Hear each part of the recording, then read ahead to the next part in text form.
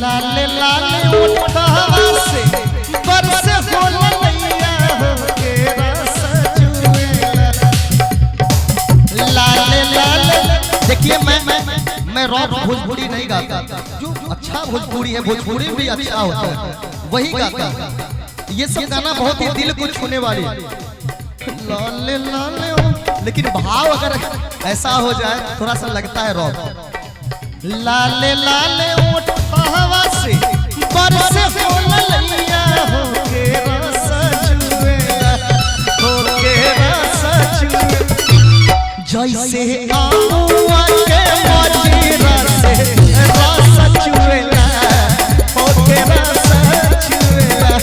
जैसे आमुआ के मजीरा से रस चुएला, हो के रस चुएला। और दुर्गा तुम भी कह दो, दुर्गा तुम भी कह दो काहे बची। चिरंजीव जब बोलिए लिया तो तुम भी कुछ बोलो।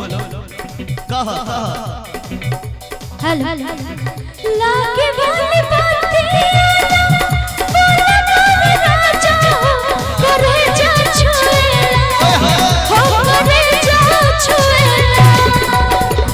लागे वाली बातियां बोला मोरे राजा करे जा छुएला, हो करे जा छुएला। तोहर मीठी करे जा छुएला, हो करे जा छुएला। तोहर मीठी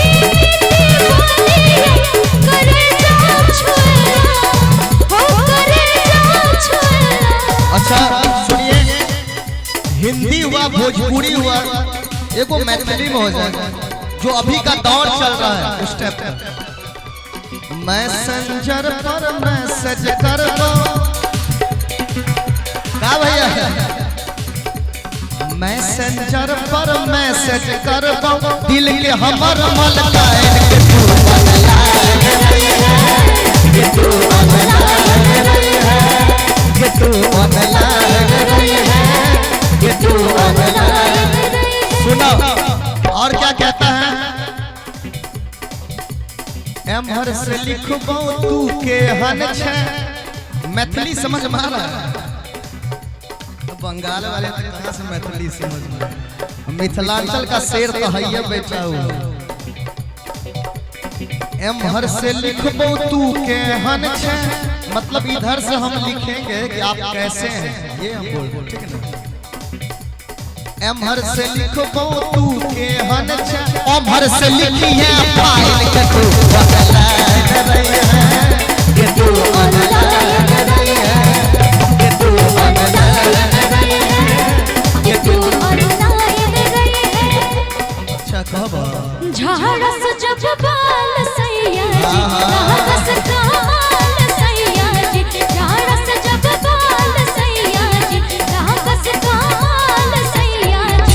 बगल से निकाल सैया जी, उड़ावत रुमाल सैया जी। बहत्तर कोरी हैया टोले रे, नदिया के बीच जैसे नैया डोले, ओ सही मोर सैया डोले। नदिया के बीच जैसे नैया डोले, ओ सही मोर सैया डोले। लास्ट में कहना चाहूँगा, लास्ट दौर होना चाहिए क्योंकि अभी और डांस करवा करके और इसके बाद इंस्ट्रूमेंट खुलवा दीजिएगा दिव्यार्थी जी, ठीक है ना। इसके बाद खुलवा दीजिएगा इंस्ट्रूमेंट, तब डांस ही चलेगा। ठीक चल लगे डुबकी लगे